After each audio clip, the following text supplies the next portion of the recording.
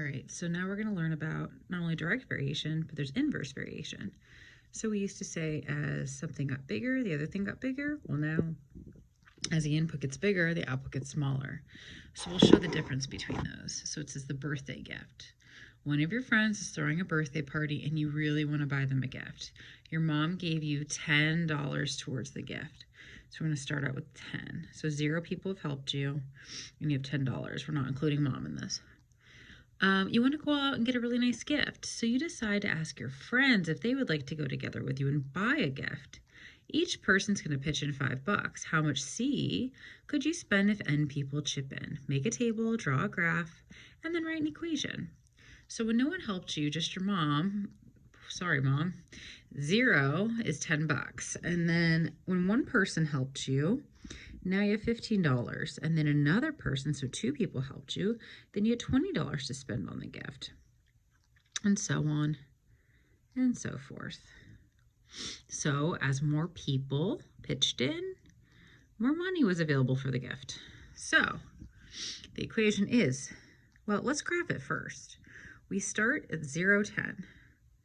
So we're going by, so we could say 10, 20, 30, 40. We could do 10, 15, 20, 25, 30. We could say 1 person, 2 person, 3 person, 4 person, 5 person. So with 0 people, $10. 1 person, 15. 2 people, 20. 3 people, 25. And we're going to keep going. Well, usually we draw an arrow this way. Can we in this situation? No. In this situation, we say we can only go this way. So our equation is we begin with B and we move with M. Excuse me. N is the amount of people, and they said the cost.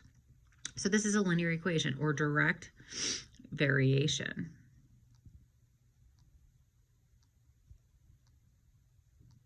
I'm sorry, that's not direct variation. We're going to do direct variation. This was just a linear equation. But then comma, you have to start out with 0 or people or more. Okay. Here, another one of your friends is about to have a birthday in a few weeks. Your mom can't give you any money, and this is where the direct variation is because you have to go 0, 0. And then you're still going to ask friends to pitch in, and it's going to be $5 each from them. Okay, so we're at 0, 0. We're at 1, 5. Go by 5s here. 2, 10. 3, 15. 4, 20. Okay, and so the cost here is $5 per person, and you're at 0. So the difference between here and here is this is linear, and this is not. It is linear, but direct variation is where you're always starting with 0. You're not given an advantage. You can't start with something. You're starting with nothing. It's the beginning. So linear, I think of distance equals rate times time. That's linear, but it's a direct variation equation. And then lastly, we're going to talk about indirect variation. So we're comparing all 3. You want to buy your friend a gift that costs $36. So $36 equals not cost. We know the cost. You can't afford to buy it yourself, so you ask friends if they'd like to pitch in. If the 2 people chipped in, what if 3 people? How much would it cost? So if 1 person was chipping in, that cost is $36, depending how you look at the situation. If you're like 1 person help me, I divide it by 2, but I'm saying 1 person, that'd be $36 for the gift per person. If 2 people are to chip in for the gift, that's $18 per person.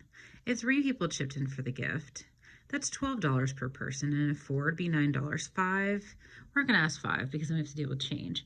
6 people chipped in, that's $6 per person. 7, same thing. 8, 9, $4 per person. Well, let's keep going. 10, no, 11, 12. 12 people would give you an even $3 per person. And then you go all the way to 18, and that's $2 per person. Are you ever going to get to 0? No, because people have to chip in somehow. So it's just going to be really, really tiny, and it's going to approach 0. So however many people you have, okay, divided by how many there are. So really 36 wouldn't go here because you're taking 36 and you're dividing by how many people there are to get an amount, or a cost per person, I should say. So this is your X, and to get your output Y.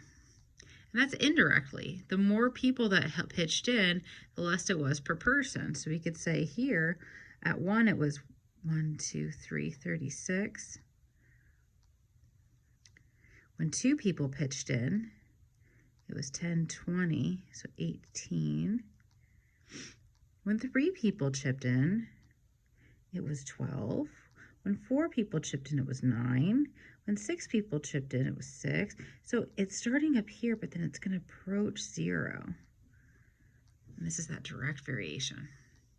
Or I'm sorry, indirect variation. Inverse variation. So we had 3 situations. We had y equals mx plus b.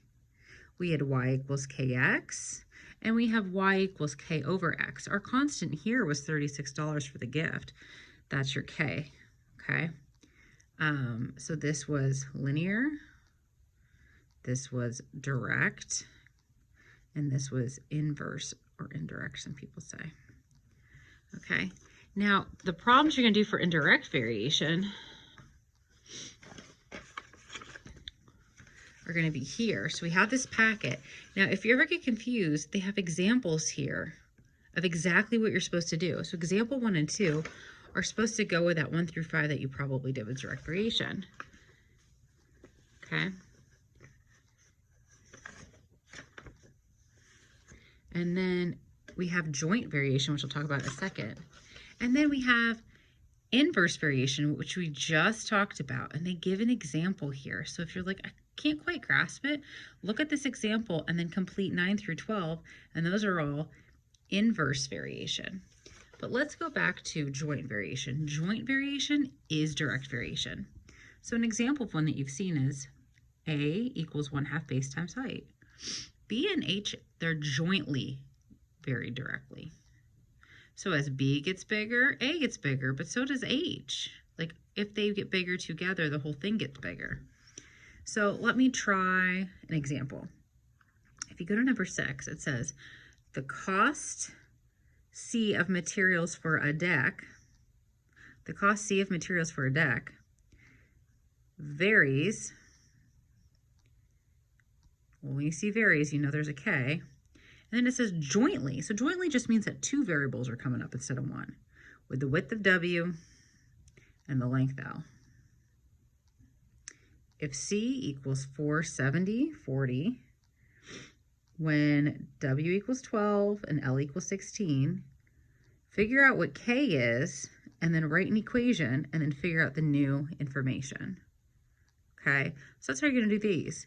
The value of the real estate V varies jointly. That means I'm just going to have 2 variables coming up, N and S. Okay, the answer sheet of them all worked out is in Google Classroom and on the back board. And I'll be back to ask questions if you are in class and I'm absent. I'll be back to ask questions. And if you were absent, you can ask questions again. Make sure you're doing these in a timely manner so you can ask. And if you have questions with any of the previous homework, always let me know as well.